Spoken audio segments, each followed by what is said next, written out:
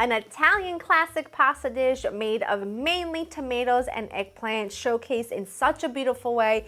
It turns into this like really creamy, delicious sauce that you can't even imagine how good it is based on how simple it is. So while my garden is still booming with tomatoes and with tons of eggplant and basil, I figured let me show you before we dip our toes into pumpkin spice and all things fall. We gotta get a few more things in there that scream bright and colorful and all cheery and whatnot. These are eggplants from my garden. You want to use small Italian eggplants simply because you're really just gonna get the best result when you're using the right kind of eggplant. If you are using just sort of a standard American eggplant, you're gonna wanna cut into it. And you see how this one barely has any seeds? That's what you want to look for. If the standard American eggplant, which is the one you get really big at the grocery store, if you cut into it and it has a lot of seeds, I would just cut some of those seeds out because otherwise you just get like very spongy, watery, yet bitter results. So this is what you want them to look like, and I'm just going to use all three of them. I might not use all three of them in the final dish, but I probably will, because it's typically for this amount of pasta you need about 2 medium-sized eggplants. I've got my oven preheated to 375. I'm going to take a little bit of olive oil, extra virgin. I want the good stuff here. You're going to take your eggplant face down, okay? Cut side down. Put this all around, and I'm just going to take the tip of my knife. Can I fit them all in here? Yeah, I can. I'm going to take the tip of my knife and I'm just going to pierce them a few times. I'm going to go ahead and pop them into the oven until they become nice and tender, which will only take about 20-25 minutes, something like that. While that roasts, we are just gonna quickly cook up the tomatoes. I'm gonna take a couple cloves of garlic. I'm just gonna smash and peel. I am not even gonna chop, to a small saucepan, or skillet I should say. A couple tablespoons of extra virgin olive oil. Get that going. And the whole point here is to create just like a really yummy, delicious, fresh, jammy sauce with the cherry tomatoes in that olive oil, and then we're going to set it aside until the eggplant is ready. I shouldn't even have my water up to a boil yet. I'm trying to be real inconspicuous, but you can tell I'm trying to do something and I can't find it. It's over there, my scooper. You know what I'm talking about. Once the garlic is ready, we'll drop our tomatoes in. I'm using cherry tomatoes. You can really use any ripe tomato that you have your hands on right now. I would just watch for any tomatoes that aren't really ripe, really sweet, because when a dish is compiled of such few ingredients, you want to make sure you're using the best quality at a peak stage of goodness. So like tomatoes are still really good in season right now, so are eggplants. So since it's a few ingredients, we want to use really good ones.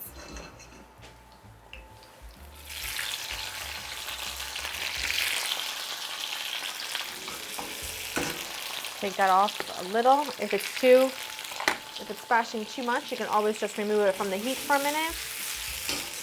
But all you're gonna do now is just babysit this. I'm gonna add a pinch of salt, let them cook down, add a little bit of basil. Let these cook down about 10-15 minutes until they become like tender and jammy and just, you know, gorgeous. Let them set aside when they're there, and we'll wait for the eggplant to come out. Dropping my pasta into my boiling water. I'm gonna let that cook a couple minutes because I need some of the salty pasta cooking water for my sauce. But let me show you my eggplant, okay?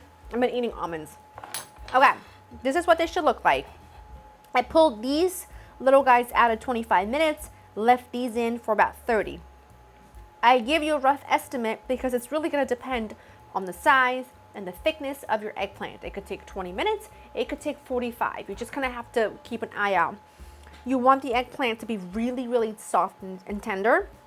Let them cool a bit so that you can handle them easily once you're ready to. The tomatoes look perfect. These have cooled down pretty much completely, but as you can see, they're soft, they're jammy. They're absolutely fantastic and delicious. And the remaining ingredients you're gonna need for the recipe, you're gonna be either pine nuts, which cost a small mortgage.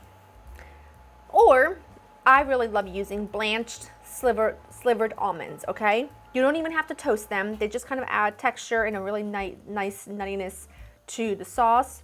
To me, they're very interchangeable, okay? They don't taste the same, but where you would add pine nuts, you can get away with using these. Much more cost effective, and I always have these on hand. Literally always. They're some of my favorite things to snack on. And you need a good amount of parm, and that's about it. I'm gonna make the sauce in just a couple of minutes. I want that water to be a little more starchy, and then we'll basically pull it all together. Let's blend the sauce. You're gonna just take a spoon and just take the eggplant and just literally scoop out all the flesh. Nice and easy. My pasta is almost ready, needs a few more minutes so that pasta water is nice and starchy. So I gotta move quickly. Get out of there. There we go. I'm gonna add my cooked tomatoes. I took out 1 clove of garlic because I don't want it to be too strong, otherwise it overwhelms the flavor of everything else. Add that all in there. Any bit of juiciness, almonds. I'm not adding any additional salt because I made my tomatoes quite salty on purpose, and my salty pasta water.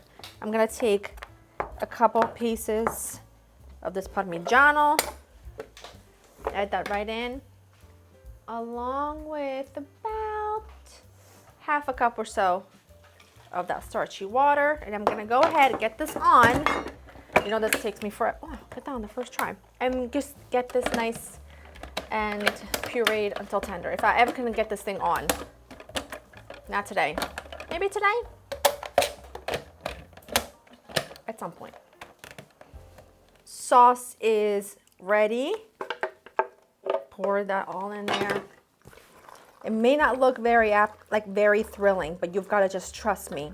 It is so sensational. You can't even imagine. What you could do if you wanted to, I'm not telling you not to, you could layer this in like a roasting pan with some ricotta, a little burrata, pop that in the oven for a few minutes. I'm not telling you not to. I'm just telling you what you could do, okay? Look at this. It's just insane. Wait until you taste it. Wait until you taste it. It's so good. I keep forgetting my pepper upstairs. Drizzle of extra virgin olive oil on the top. Something nice and strong. We'll put extra parm when we go to serve it, just because I don't have my grater with me. Let me get a bite of this. My mouth is watering.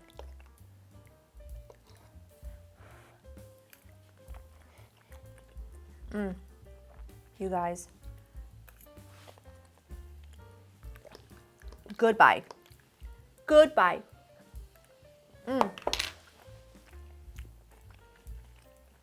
Has such great texture. It's sweet. It's salty. It's parmy. It's just all the things that you want and more. You must make this. Go to laurainthekitchen.com. Hope you enjoyed spending time with me. I will see you in the next one. Bye-bye.